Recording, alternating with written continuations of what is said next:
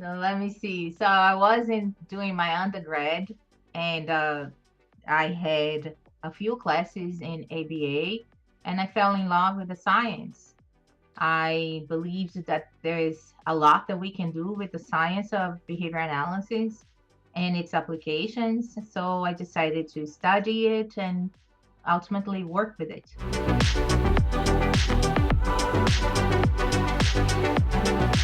I liked that it answered my questions about people.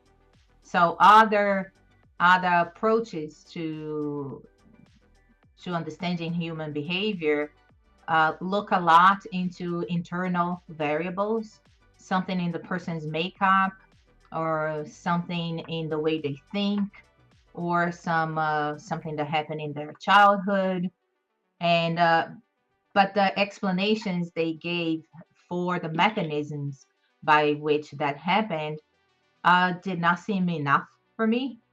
And with behavior analysis, I think that what I liked the most is that it has an eye to the future and a pragmatic approach. So I could look at behavior analysis to answer questions about both my past, how did I get here? How did the behaviors that I engage in were selected, and what to do different, how to get to be different, and plan things that are more aligned with the things that are important in my life.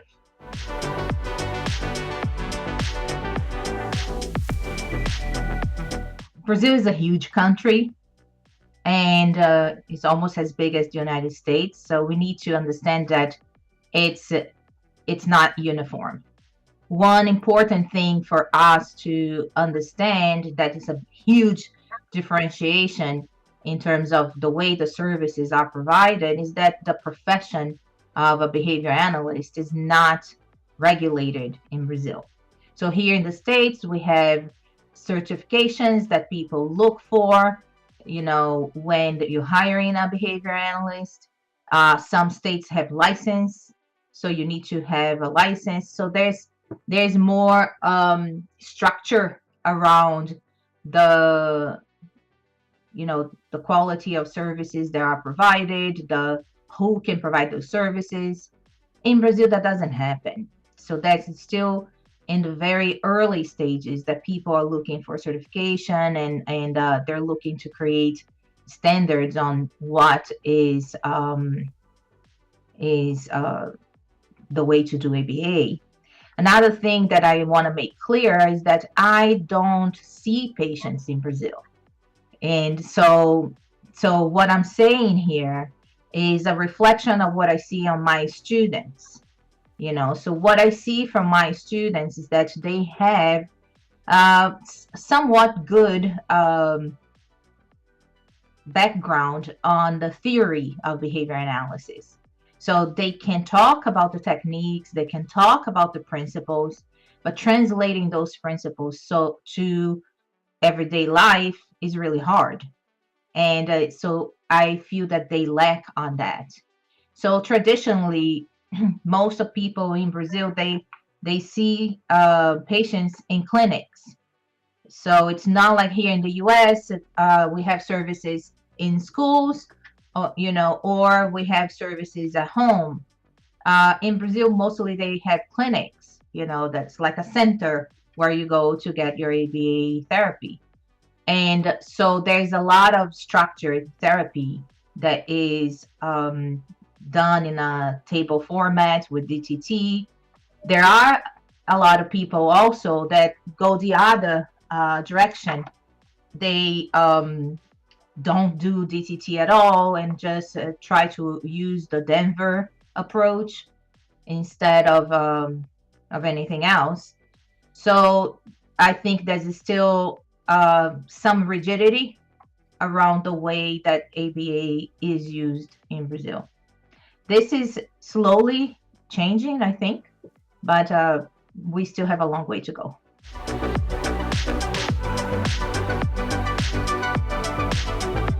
So this is an interesting question. So I started all my training in behavior analysis happened in the US. So, and it happened in English. So at some point, I realized that I did not know how to talk about behavior analysis in Portuguese, which is my first language. So I tried to become more familiar with behavior analysis in Brazil, uh, so that I could learn the language. And in that, so I came in contact with the way things are in behavior analysis in Brazil. There's a lot of, uh, inequity and disparities, and access is really hard. So, in trying to work with, to understand better the way the situation was in Brazil, I started talking to other behavior analysts, and I learned about the situation with the profession, that pretty much anybody can say, like here, anybody can say they're a coach, right? Because it's not regulated. So in Brazil, anybody can say they do ABA therapy because it's not regulated. So, so that's something that was hard to me. Then around that time, I'll say around 2017 or 2000, I'm going to say 2018. I'm not familiar, don't remember exactly the date. QABA was doing, they were doing a survey to validate some of the questions, the content of the exam. And one of my friends referred them to me as somebody who could answer some of those questions. And then I became curious about QABA, and I saw their certification structure, the way that it was structured, and with the 3 tiers, and that you had the QASPSS as somebody who could supervise other tiers. And I liked that, and it fit well with the levels of education in Brazil. So I started talking to people in Brazil about this certification, and suggesting they consider this certification. I myself became QBA. Then at the same time, the board, it was the time that other certifications were not serving the international community anymore, and QABA was advancing in the international communities. So I was invited at a few board meetings to give the international perspective. Soon after, the board created the International Standards Committee. So I was part of the International Standards Committee, and I served as liaison to the board, bringing feedback from the International Committee to the board. And eventually, a seat was vacant, and so I went through a selection process in which I was selected to join the board.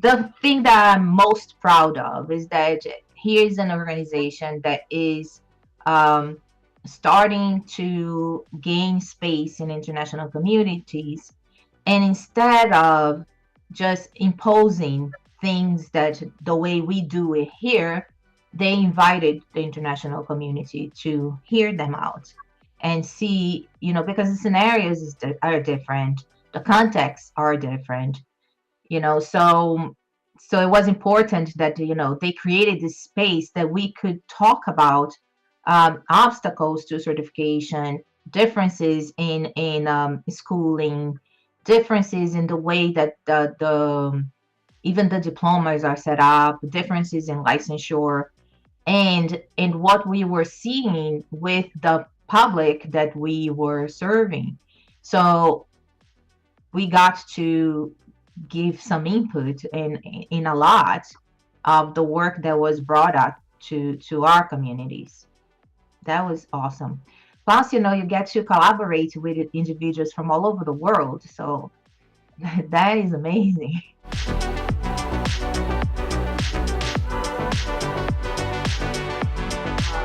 Recently, the health insurance in Brazil started covering ABA, but there's still a lot of limitation on the way the services are described. Like here, we still need a prescription from an MD to have access to the services. But like here also, many times the doctors don't really have um, a good knowledge about autism to make the diagnosis, to make the recommendations, and um, to prescribe. So they simply prescribe like a flat thing, such as they prescribe ABA services, and they think that they can determine the number of hours that of ABA that the child will need, because and then there's a lot of heard say.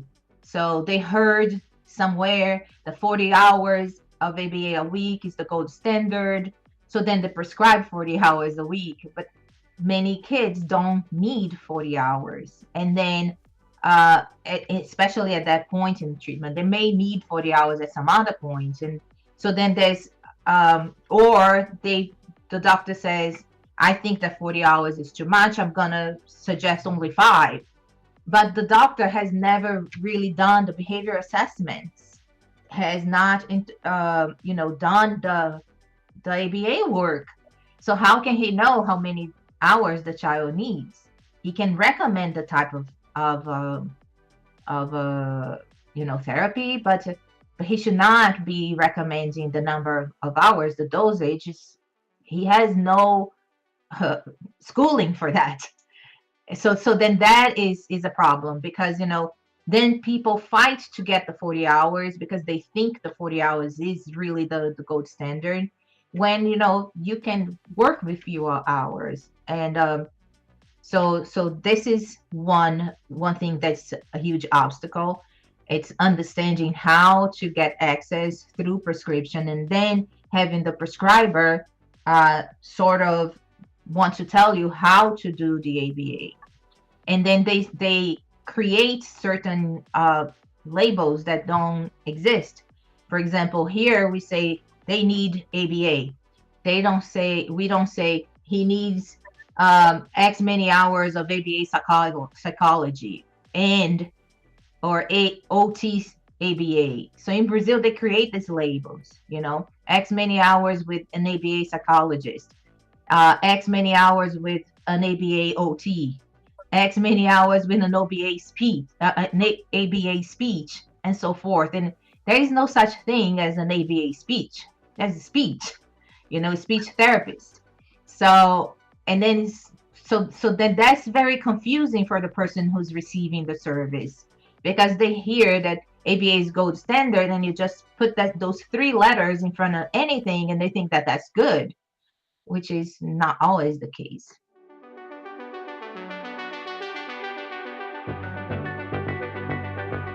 I think the biggest challenge is people understanding why they need it, and then that's the number one challenge. The second challenge is access, because Brazil is huge, and then we don't have enough trainers, and we don't have enough trainers everywhere. So right now, for example, we have certified a lot of people in Brazil, but there are some regions in Brazil in which there's nobody certified still, so there's that. And the second is the cost. You have to invest in the course, you have to invest in supervision, you have to invest in the exam, then you need to continue to invest on continuing education, and all these things cost. And then if the contingency in the healthcare arena in that country is that, well, you don't need it, anybody can do it, then why would you invest that kind of money?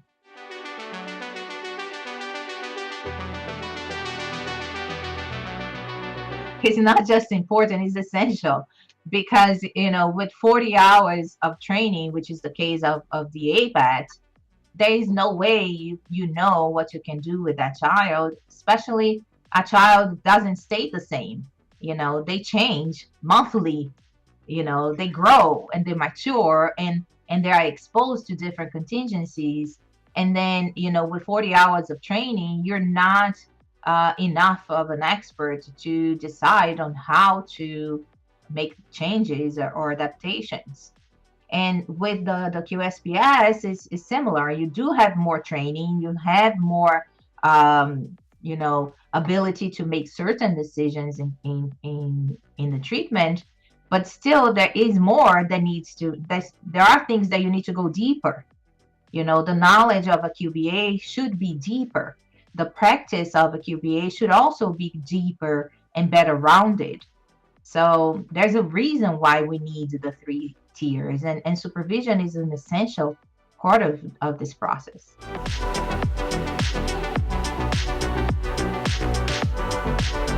In ABA in general, the state of the field now, there's a lot of work for us behavior analysts to do, and for the consumers of behavior analysis to do too.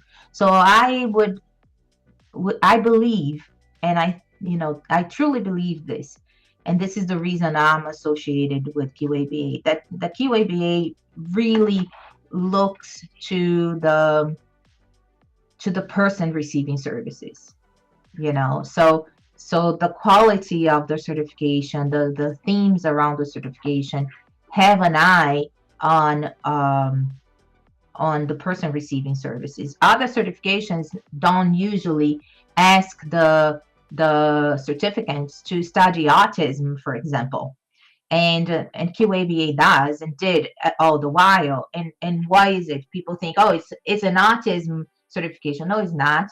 It's an ABA certification. But we have to be realistic. Most behavior analysts work with this population, so we can't just pretend. So we have to understand this population. So it's great, that it's mandatory to learn about autism. Other thing that I find important that's, novel, that I think QABA is the first to do is require the ABATs, the technicians have continuing education credits. I don't think any other organization did this until they did. Now there are other certifications that are copying it, and it took how long for them to realize that this was important. And continuing education serves the professional, but ultimately the person who benefits from continuing education is the person receiving the services. So, and then we're, asking for that from all levels of certification. So that's another one. And third, I think that the dialogue that the QABA has created with the international community is essential, and it creates a sense of responsibility for what you're putting out. So if you look at the Code of Ethics, for example, the language used in the Code of Ethics is inclusive. So, for example, one big thing that we talk in America is being HIPAA compliant. And other codes of ethics say you have to be HIPAA compliant. The only thing you need to think of is that HIPAA is an American law. And you can't ask the whole world to comply with a law that's not theirs. So in the Code of Ethics of QABA, we say if you work in the States, you need to be HIPAA compliant. If you don't work in the States, you have to follow the guidelines of your country or the minimum guidelines that are established in HIPAA, whichever is the most stringent. And there are countries that do not have anything like HIPAA. Brazil has something similar. It's the LGPD. So it's a whole other thing.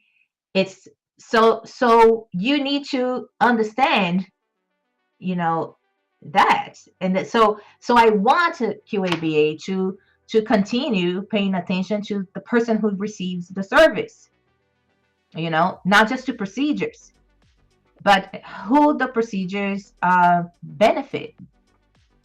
Who do they serve?